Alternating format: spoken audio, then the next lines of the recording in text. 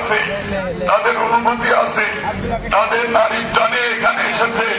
তারা আজকে নামাজের পরে কবরস্থানে যাবে। কবরস্থানে যেয়ে নিজ নিজ পিতা মাতা আত্মীয় স্বজনের জন্য তারা দোয়া করবে, মাগফিরাত করবে। এই বিষয়টা অব্যাহত থাকবে। আপনারা যারা এখানে উপস্থিত হয়েছেন, আমাদের পবিত্র দায়িত্ব হচ্ছে যারা আমাদের মাঝখান থেকে চলে গেছে তাদের জন্য দোয়া করা। আমরা যদি তাদের জন্য দোয়া করি, পরবর্তী জেনারেশন যারা এই মুসাল্লা ময়দানে আসবে তারা আমাদের জন্য দোয়া করবে। আল্লাহ পাক এখানে যাদের উপস্থিত করেছেন তাদের সবাইকে আগামী বছর এমনি মুসাল্লা ময়দানে সুস্থ শরীরে উপস্থিত হওয়ার তৌফিক ইনার দান করুন। সবাই বলে আমিন। আপনারা জানেন গুরুদাসপুর উপজেলার মধ্যে সবচেয়ে ঐতিহ্যবাহী পুরাতন মসজিদ আমাদের এই হাজী মালিকুল্লাহ মসজিদ। আপনারা শুনে অবশ্যই আনন্দিত হবেন, আপনারা প্রীত হবেন, আল্লাহ পাকের কাছে খাস দোয়া করবেন। শুধু নাটোর ডিস্ট্রিক্ট নয়, বাংলাদেশের মধ্যে ইতিকাফে প্রতি বছর এত সংখ্যক লোক কোন মসজিদে বসে কিনা আমার জানা নেই।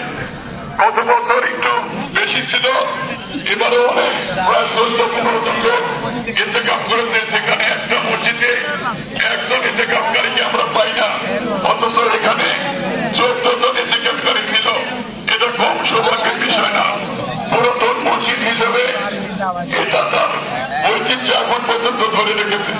কিন্তু দুঃখজনক হলেও সত্য, এই মসজিদে বাথরুম, ওয়াশরুম, অজুখানা, অন্যান্য কাজ করতে যে অনেক টাকা এখন পর্যন্ত ঋণ আছে। এই ঋণ আমরা এখন পর্যন্ত শোধ করতে পারিনি। আমরা লক্ষ্য রাখবো আমাদের নিজের দায়িত্বে এই ঋণগুলো ইনশাল্লাহ পরিশোধ করবো। বাদ বাকি এই ঈদগাহ মাঠ আপনাদের অর্থে, আপনাদের দানে আমরা গড়ে তুলেছি। পৌরসভার পক্ষ থেকে এই ঈদ মাঠ করার কথা ছিল, কিন্তু কি কারণে, কেন, কি জন্য সম্পূর্ণ হয় নাই এটা প্রশাসনই বলতে পারবে। আমি ব্যক্তিগতভাবে অনুরোধ করব এই বিষয়ে ঊর্ধ্বতন কর্তৃপক্ষের সঙ্গে যোগাযোগ করে এই টাকা পয়সাগুলো কিভাবে আনা যায় বা কিভাবে ব্যয়গুলো হয়েছে এগুলো কিন্তু আমাদের দেখার দরকার। আর এখন বর্তমানে আমরা প্রায় 2,72,000 টাকা ঋণ আছি। কমিটির পক্ষ থেকে আলোচনা হয়েছে, আমরা 100 জন লোকের তালিকা করেছি।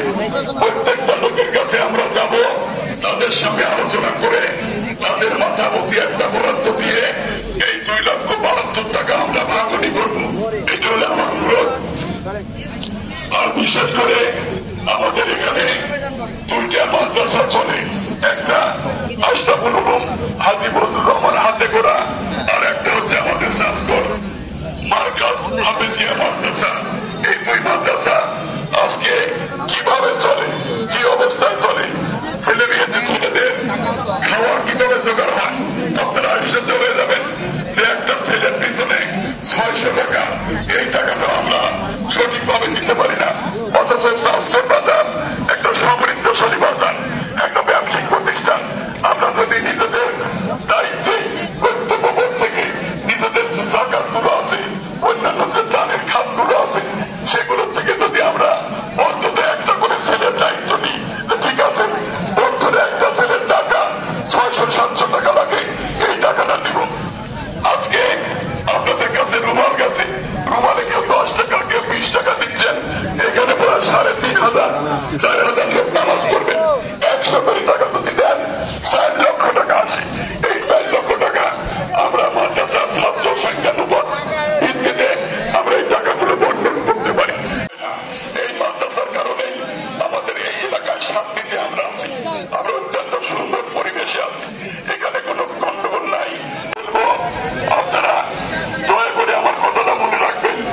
আপনার সন্তানকে যদি আপনি খাওয়াতে পারেন, আপনার সন্তানকে যদি একটা পাঞ্জাবি কিনে দিতে পারেন, আপনার বাড়িতে যদি ভালো মন্দ খাওয়া থাকেন, ওনাকে আসার জন্য অনুরোধ জানাচ্ছি। চলাম আমরা তো সাহেব কি আসছেন, উনি অনুভব